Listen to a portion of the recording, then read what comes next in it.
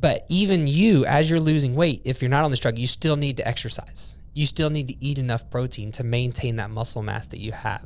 We also want to make sure that we're keeping in mind not only our short-term goals of losing weight, but our long-term goals of moving better, of feeling better. So I'm going to have grandkids at a very late age because I'm 32 years old and I don't have kids now. So it's going to be a while before I have grandkids, right? I want to be able to get out and do things with them. And to be able to do that, I need to have muscle mass.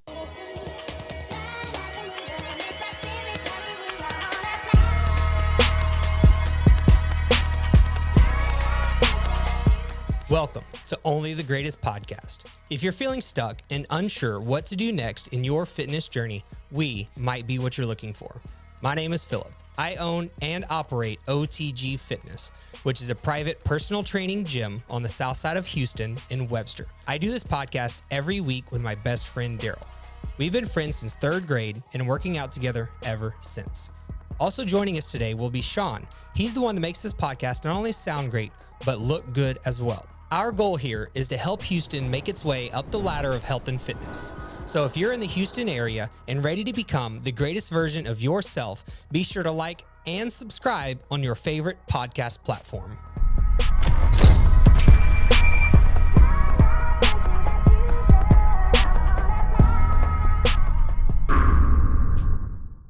All right, guys, coming at you today with a little bit of a different style episode. I'm here by myself today. It's been a crazy couple of weeks between Christmas. Daryl was on that turnaround for a long time. We're running short-staffed at the gym, and it's just been really difficult to get everyone on the same schedule. So for this week's episode, I did want to just hop in here. It's just me and the camera today. If you're listening to this, thank you so much for being here.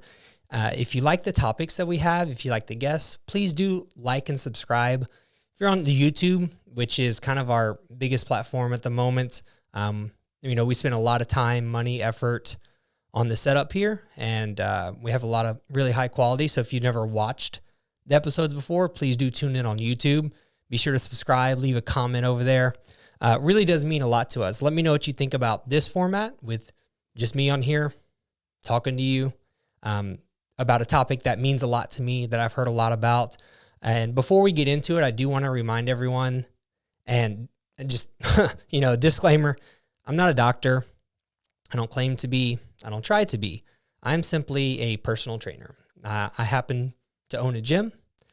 I happen to help people lose weight, feel great, and live their best life. That's our goal. We want to help Houston make its way up the ladder of health and fitness.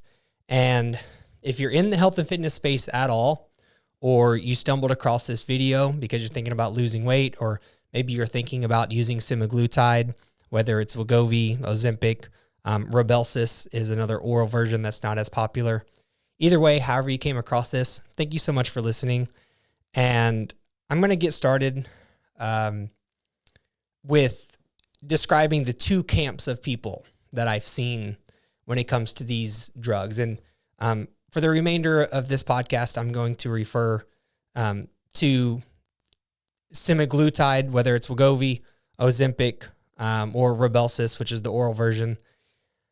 I'm going to refer to it, I guess, as a drug, as a medication, which is what it is. And I'm just going to say Semaglutide to cover, all the categories, right? Because they're kind of all very similar things. And I guess real quick, too, I should mention that Wegovy is the version of this drug that is prescribed for weight loss. Ozempic is the version of this drug that is prescribed for type 2 diabetes, people that have diabetes and need to get it under control. High A1Cs, high blood sugars, things like that. Rybelsus, once again, reminder, not a doctor. This is just my understanding and, in my own research, is the oral version also used for type 2 diabetes. But for the most part, we had the injectable kind. If you are currently on these drugs, you're probably doing the injectable once a week, something along those lines. That's what I've seen for the most part with, clients of ours that I've had. And, this podcast, as I'm talking about this is simply my opinion. So I'm going to state some things that I know for myself in my experience, and then I'm going to give my opinion. So back to what I was saying, I want to start this with the two different camps of people that I see. On one side of the spectrum, people are anti-weight loss drug. They think that if you use a weight loss drug, you're a loser, or you're a failure, or you're not strong, you're weak, you can't do it on your own. Things that's what I see one side, right? Weight loss drugs, bad. Never use them. You're a failure if you even think about it. On the other side of the equation, we have where most non-fitness people are. Over here on this side, the one that I just described, where if you're a loser, if you even consider this, that's usually going to be like your hardcore fitness people think that, right? On the other side, we have the more commonplace, I guess, people that want to lose weight and can't seem to figure it out, or people that are diabetic and they've been eating bad for a long time, can't fix it. They think of this as a miracle drug.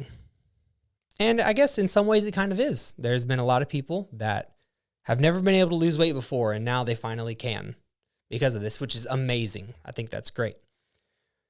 But as you can see here, there are two completely different sides of the spectrum. And as in my opinion, in most things in life, the real answer is somewhere in the middle.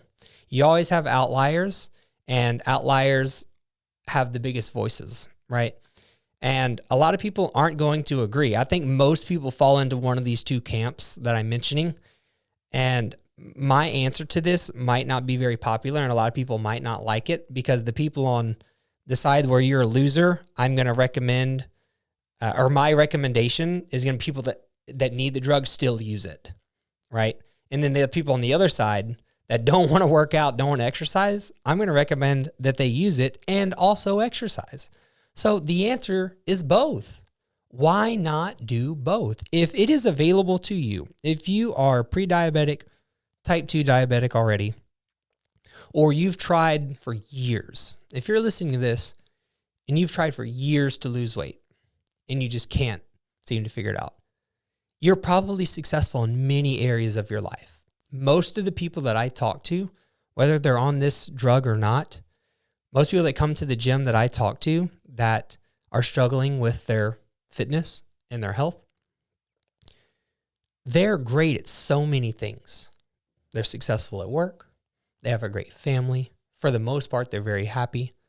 They just have this one thing that they're struggling with. If there is an answer to your problem, why not take advantage of what you know the answer is? Why should you stay over here in this camp and believe that you can't do it, right? When you can, you just need this little bit of help. But you also need to understand that that help really only helps you because it helps you eat less. And so I think it's very important to understand that as well. These drugs are very complex. I'm not a doctor. I'm not a scientist. But from what I can get at, the gist of the whole thing is that it helps control the appetite, makes eating less appealing, lets you eat less calories, which leads to you losing weight. And if that's the only way that you're going to do it, I think that you should do that. But you should also exercise, because it is possible to lose your muscle mass as well. And if you're not exercising and you're not eating enough protein, you more than likely will. And, depending on your age, it is more difficult to maintain and especially more difficult to grow muscle, because in time we will degrade. Peter Attia, someone that I really look up to, talks a lot about that. He says that degradation is going to happen no matter what at some point in your life. Past 50, past 60, muscle mass is going to degrade. But if your starting point is higher, then as you degrade, you will stay higher than the rest of the population, right? So our goal when losing weight should always be to maintain as much muscle mass as possible. So when you're taking these drugs, Semaglutide and the brand names associated, and you're not exercising, you're not strength training, you are going to lose muscle mass, and that is not good. Now, it's still good that you lose weight. Don't get me wrong. Losing weight is, if you're obese, losing weight is very helpful. If you're type 2 diabetic, losing weight is very helpful. But to be optimal, which is what we should all strive to be, we need to, at minimum, maintain the muscle mass that we have. And I also think that just in general, creating healthy habits while you're going through this phase is very important.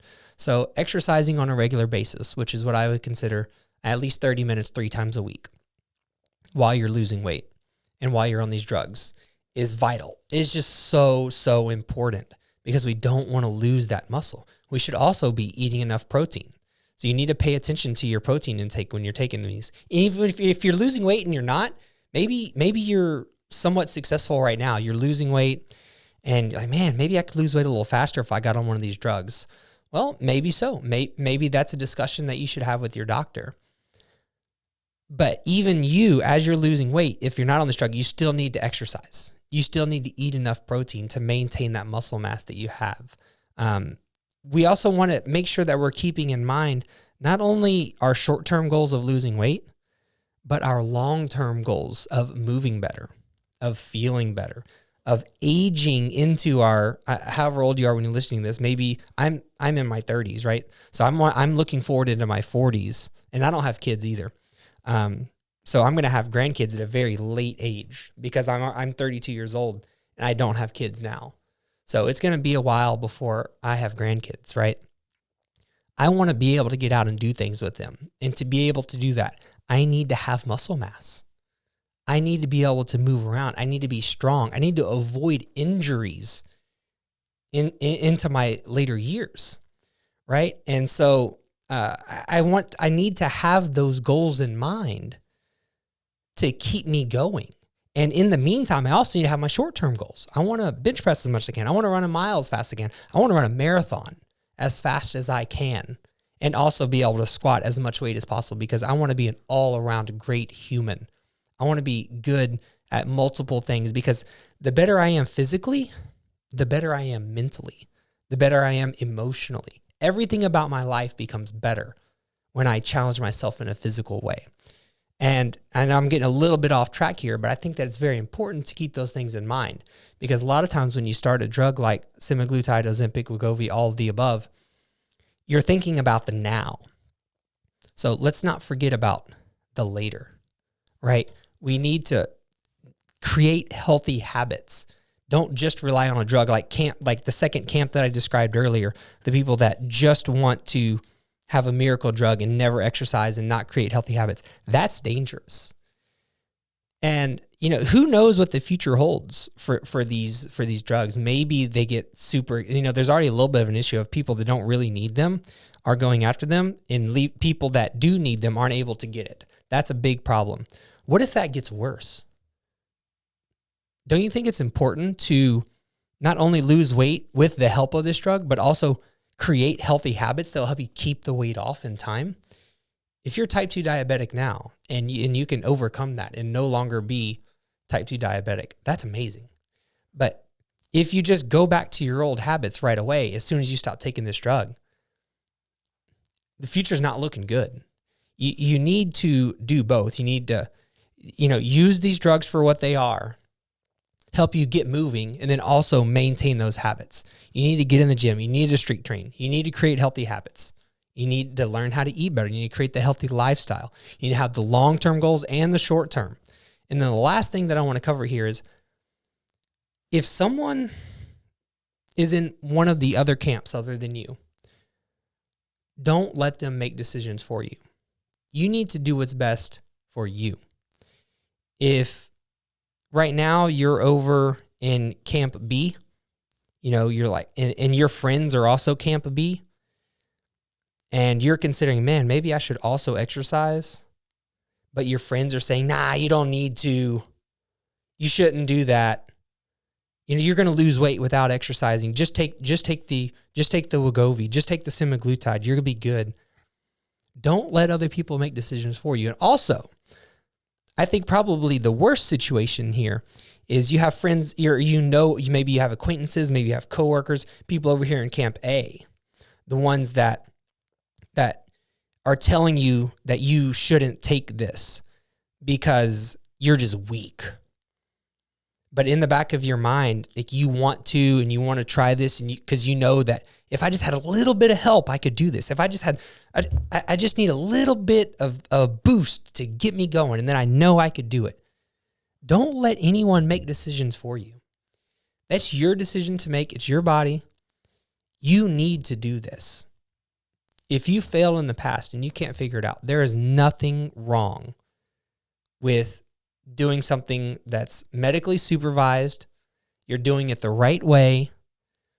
And it's just a little bit of a boost, but you need, and then you can also exercise and keep the weight off and create those healthy habits to really live the best life that you can.